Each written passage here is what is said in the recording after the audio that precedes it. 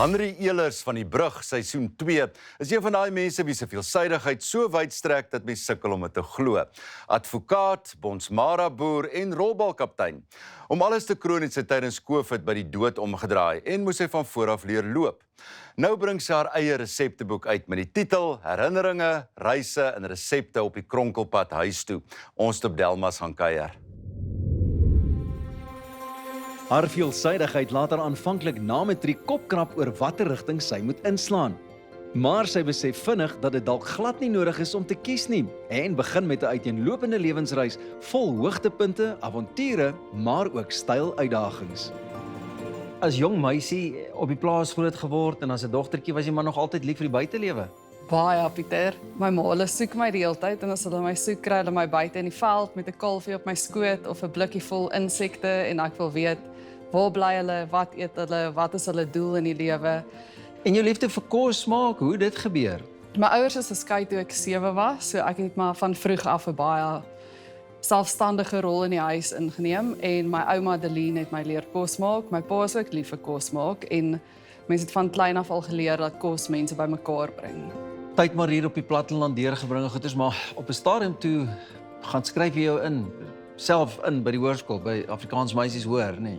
Ja, op 'n stadium in jou lewe, veral as jy in 'n klein dorpie bly, ek dink daar's baie mense wat saam met my kan stem, sal hy sê, ek wil nooit hier bly nie, ek wil nooit terugkom nie.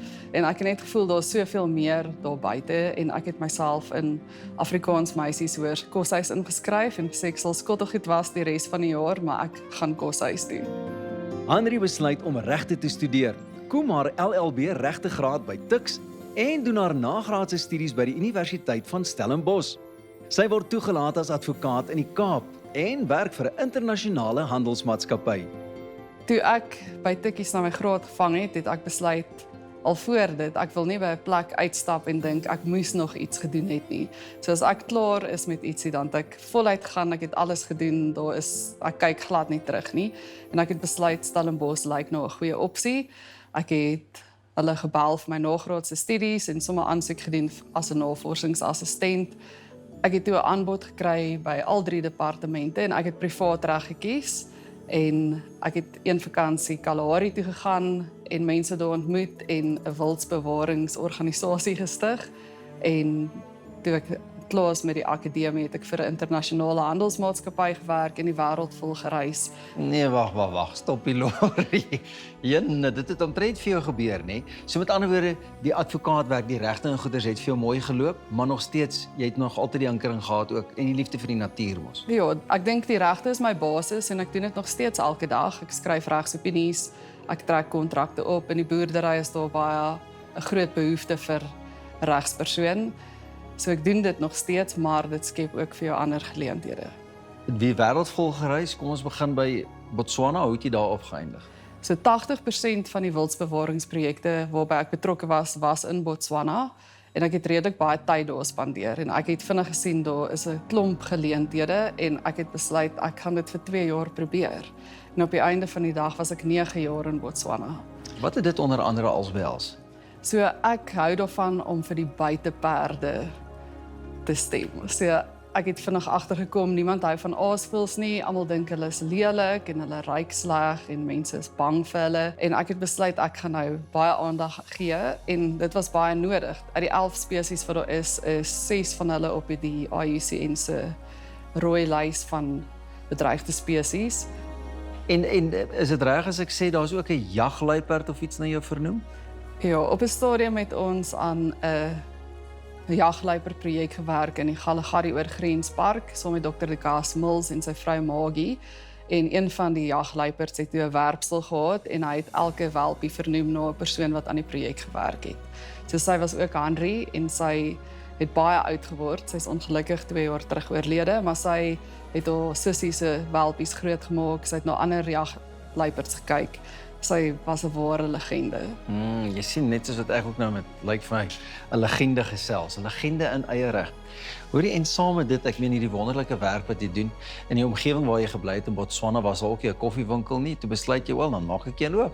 Kry ek een op die been. As jy so besig is koffie maar deel van jou daaglikse bestaan en ek het toe 'n meester barista kursus gaan doen in Johannesburg. en ek het 'n klein koffiewinkel oopgemaak wat later gegroei het tot 'n restaurant. Met die eerste lockdown, toe moes die restaurante toemaak en jy kon net wegneem etes voorsien. Ons het dit gedoen en toe begin hulle stelselmatig weer die restaurante oopmaak en einde Oktober het die restaurant afgebrand. En dit was vir my baie traumaties om te sien hoe iets wat ek my hart en siel ingesit het voor my oë afbrand en daar was absoluut niks wat ek daaraan kan doen nie. Ek gesels toe met die eienaar van die gebou en ons besluit om die gebou te restoreer, die restaurant weer oop te maak en in dieselfde week as wat ons wou oopmaak, toe voel ek nie lekker nie. Sy word ordentlik deur COVID platgetrek en beland in 'n hospitaal in Botswana sonder beddegoed of warm water. Sy word uiteindelik oorgeplaas na 'n privaat hospitaal in Gaborone, waar sy in 'n hoogsorgeenheid om haar lewe veg, terwyl sy deur erge hallusinasies getuister word. Dis nou een nadeel van in die Kalahari wees, is daar is net 'n primêre hospitaal en ek moes sien toe gaan, dit was die enigste plek met suurstof, want ek is toe gediagnoseer met COVID longontsteking. Daar's katte in die aand in die hospitaal, dit was 'n regte setup vir 'n thriller en my kop het so seer geraak, as mense fluister het dit geklink of hulle skree en ek het toe begin dinge sien en ek droom, ek het 3 koppe en ek loop daar in die sentraal Kalahari en ek grawe net sulke gate om my koppe te begrawe want dit is die ongelooflikste hoofpyn. Tussen my pa en my broer en my ma het hulle gereël vir 'n medevac. Hy laai my toe op en vat my Gaborone toe na die private hospitaal. Daar was net 1 bed oop. En ek was daar vir meer as 'n maand en 'n half. En ek het net drasties begin agteruit gaan. Vir iemand wat baie selfstandig is dit baie erg om nie self te kan badkamer toe gaan nie. Ek mag nie die bed uitgeklim het nie. Ek was daar op masjiene, ek het nie geweet of iemand weet waar ek is nie. Ek was in 'n klein glaskamertjie, dit het party daar gevoel of mense my daar vergeet het. En een aand het ek besluit, ek het nou genoeg gehad.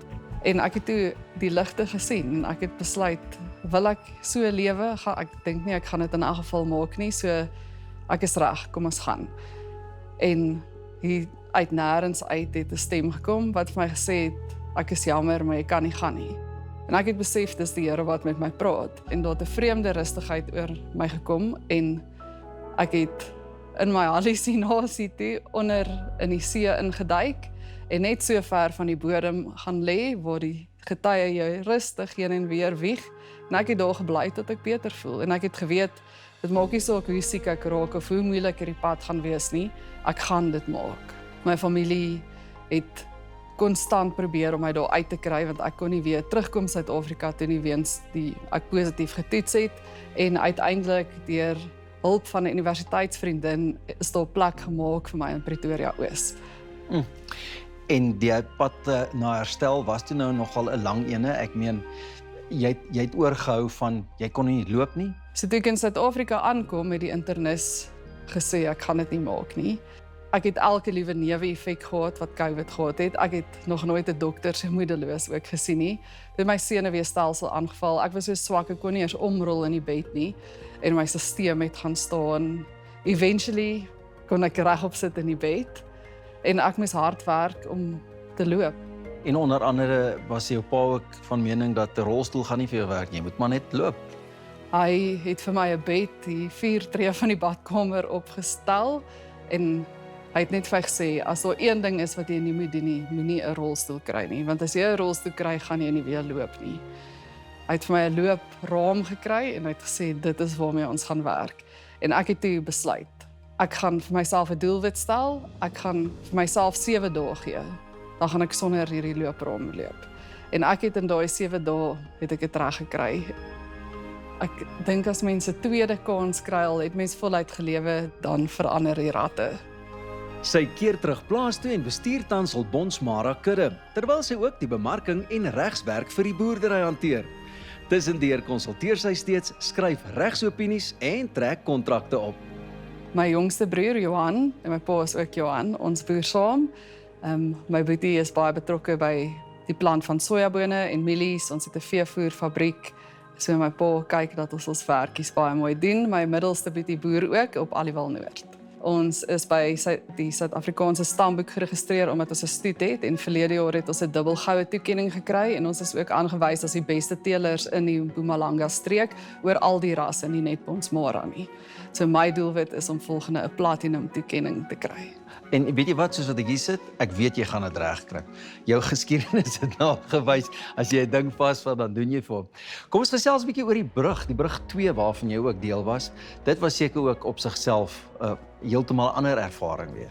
Ja, die brug was 'n lekker uitdaging vir 'n verandering. Dis nie 'n gebou wat afbrand of jou lewe waarvoor jy moet veg nie. Wat was een van die grootste lesse wat jy geleer het of saam kon terugbring na die brug? Ek het geleer dat mens eintlik maar soos 'n verkleurmannetjie is. Jy kan aanpas by jou omgewing, maar jy moet nooit verander wie jy is nie. Mense gaan jou aanvaar net soos wat jy is. Jy hoef nooit te verander nie. Nou gesels ek met jou oor al jou wedervarings en dinge en asof dit nie genoeg hooi op die vurk is nie, hier laat sien jy nog 'n resepteboek ook hier lig.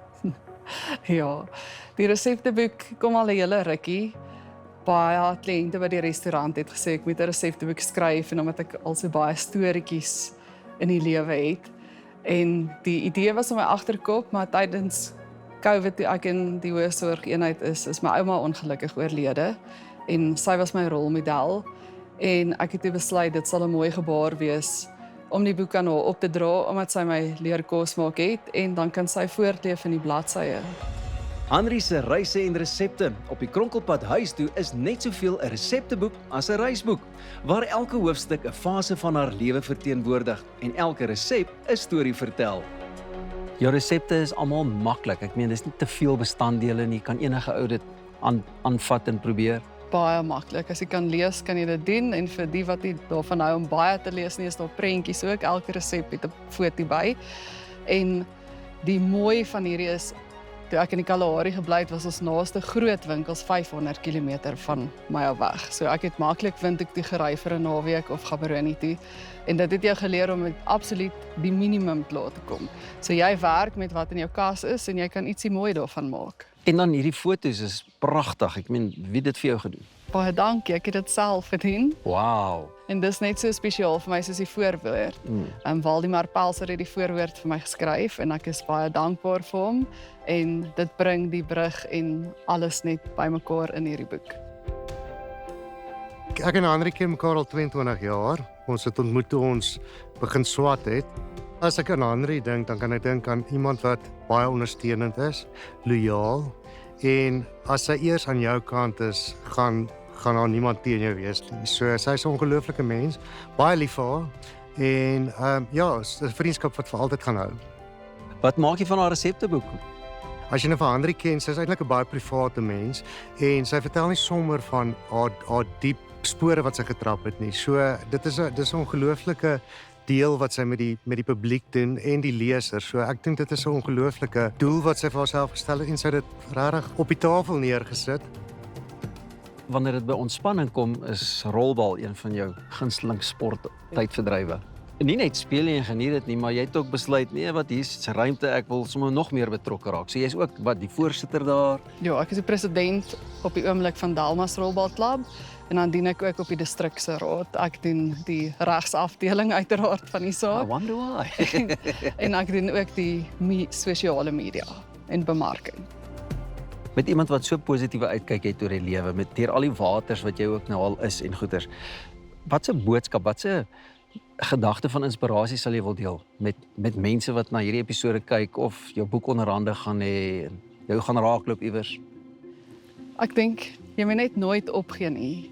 So al val jy hard, ons almal het al hard geval, ons almal het al van voor af begin. Jy moet net nooit opgee nie want daar lê beter tye voor en jy kan iets mooi uit niks uitmaak nie.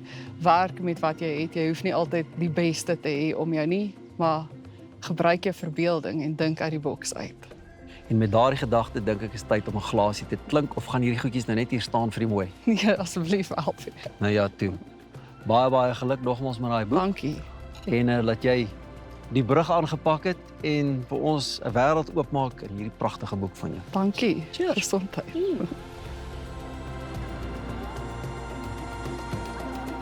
Henry Elers is omtrent die personifikasie van veelsidigheid en sy woeker behoorlik met al die talente wat vir haar uitgedeel is. Sy skram ook nie weg van oorbegin en herbou wanneer dit nodig is nie. Henry, ons salueer jou.